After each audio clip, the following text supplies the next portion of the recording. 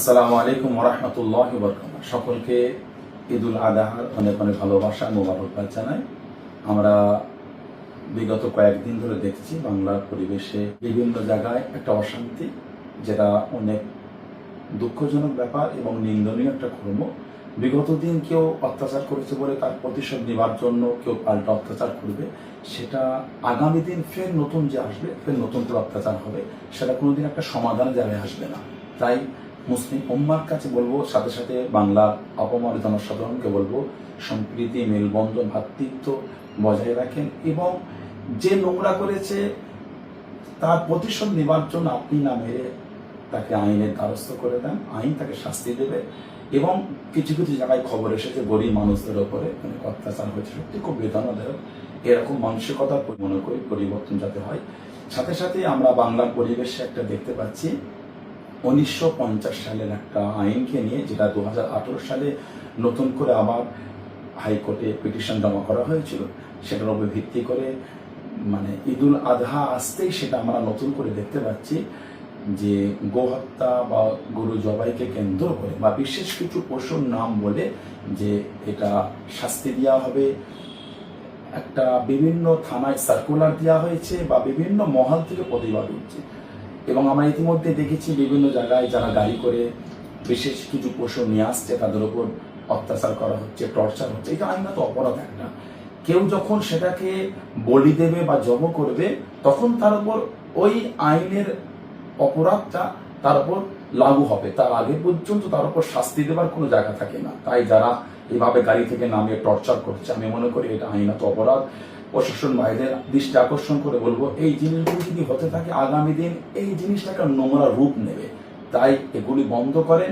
কেউ অন্যায় করলে তাকে শাস্তি দেন, ধর্ম দেখে নয়, জাত দেখে নয়, অন্যায় থেকে শাস্তি দেওয়া হোক। তা বলে এই নয় কেউ গাড়ি করে কিছু পশু নিয়ে আসলে তাকে ভেবেই নেওয়া হচ্ছে জবাইয়ের জন্য বা বলির জন্য আনা হচ্ছে। এটা আমি মনে করি একটা ভুল চিন্তা ভাবনা।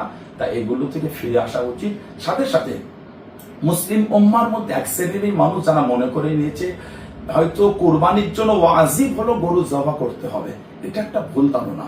কোরবানির জন্য আল্লাহ পাক হালাল পশুকে ওয়াজিব করেছেন।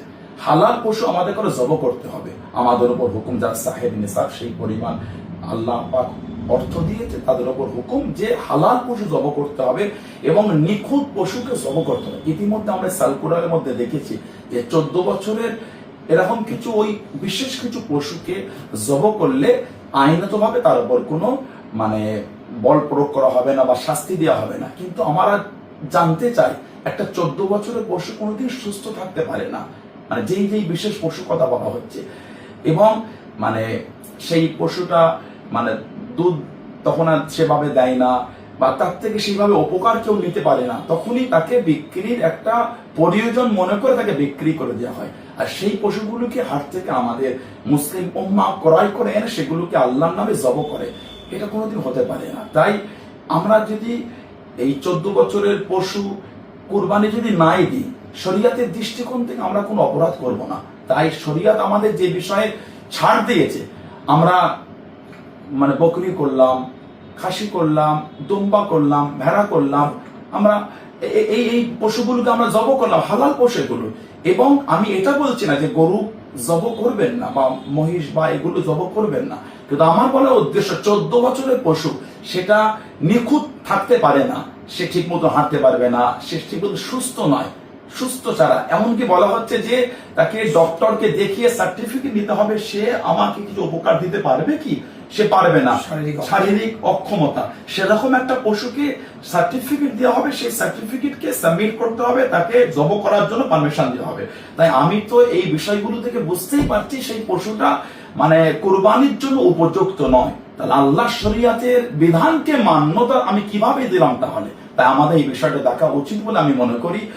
আর আমরা যদি গরু জবর নাই করি তা কি হয়েছে, কুরবানি হবে না।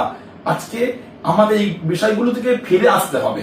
সাথে সাথে আমরা চাই শান্তি, আমরা চাই সম্প্রীতি, আমরা চাই মেলবন্ধন। তাই সেই জায়গায় দাঁড়িয়ে আমাদের এই বিষয়গুলো ভাবা উচিত বলে আমি মনে করি। গ্রামের ইমাম সাহেব, গ্রামের সম্মানীয় ওলামা হাজরাত যারা আছেন তাদের উপর এবং গ্রামের জ্ঞানীগুণী ব্যক্তি যারা আছেন তাদের উপর অনেকটা দায়িত্ব পড়ে এই বিষয়গুলোকে বোঝানো। কে কি খায়, কে কি পরে, সেটা আমি মনে করি বেশি চর্চা হয়ে যাচ্ছে। কে না খেয়ে আছে সেটার চর্চা কম হয়ে গেছে। আমাদের উচিত কে কি খায়, কে কি পরে, কে কি ভাষায় কথা বলে বা কে কিভাবে চলে সেটার ওপর অতটা জোর না দিয়ে আমি মনে করি কে না খেয়ে আছে এটার দিয়ে জোর আমরা বেশি দিতে পারতাম। তাহলে আমার মনে হয় আমাদের সমাজে, আমাদের সোসাইটির, আমাদের এলাকায়, আমাদের প্রতিবেশীর অসহায় গরিব দুস্থগুলি হয়তো না খেয়ে এত কষ্ট পেত না, হয়তো চিকিৎসা না পেয়ে এত কষ্ট পেত না। তাই আমাদের ওই বিষয়গুলো তো জোর দেওয়া উচিত বলে আমি মনে করছি।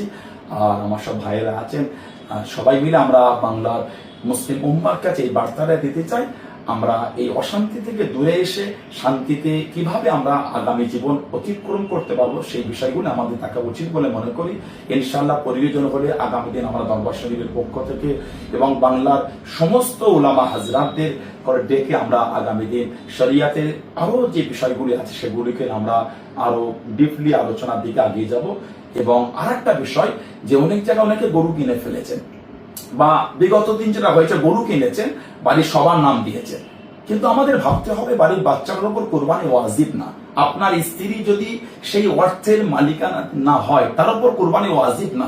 আপনার দাদু, আপনার দাদি, আপনার নানা, আপনার নানি, আপনার আব্বা, আপনার আম্মা বা আপনার ফ্যামিলির কেউ ইন্তেকাল হয়ে গিয়েছেন, ভাই বোন, তাদের উপর কিন্তু কোরবানি ওয়াজিব না। তাহলে আগে যে আমরা কি করতাম 7টা নাম দিতাম, হ্যাঁ, সেই হিসাবে ভালোবাসায় তাদের সেই দিকে মোস্তাহাব আমল করে আমরা দিতাম ভালোবাসায়, কিন্তু আমার উপর কোরবানি ওয়াজিব, আমার নামটা রাখতে হবে। তা আমি যদি একটা খাসি কিনে, দম্বা কিনে, ভেড়া কিনে যদি কোরবানি দিয়ে দিই, আমার ওয়াজিব যে আল্লাহ হুকুম সেটা কিন্তু আমার আদায় হয়ে গেল। আপনার বাচ্চার নামে যে দিতে হবে সেটা শরীয়তের দৃষ্টিকোণ থেকে এমন কোনো হুকুম নাই। এই বিষয়টা আমি মনে করি দেখা উচিত, কারণ বিভিন্ন মহল থেকে এই বিষয়টা নিয়েও প্রশ্ন আসছে বা বিভিন্ন দিক থেকে মানুষ চিন্তিত হয়ে আছে। তাই এগুলো ভাববেন না, আল্লাহ পাক ইনশাআল্লাহ আমাদের জন্য ভালো কিছুই করবেন। আমাদের ঈমান এই আয়াতের উপরে ইনশাআল্লাহ ভালো কিছু হবে। বাংলা শান্তিতে থাকুক, বাংলা সম্প্রীতি মেলবন্ধন নিয়ে থাকুক এবং বাংলায় কোন সম্প্রদায়কে নোংরা চোখে, নোংরা ভাষায় আক্রমণ না হয়, সেটাও সমস্ত ধর্মের মানুষের দেখা উচিত বলে আমি মনে করি। আশা করি সেই বিষয়টাও আগামী দিন বাংলায় হবে না। সকলকে আল্লাহ ভালো রাখেন, সকলকে আল্লাহ সুস্থ রাখেন। আসসালামু আলাইকুম ওয়া রাহমাতুল্লাহি ওয়া বারাকাতুহু।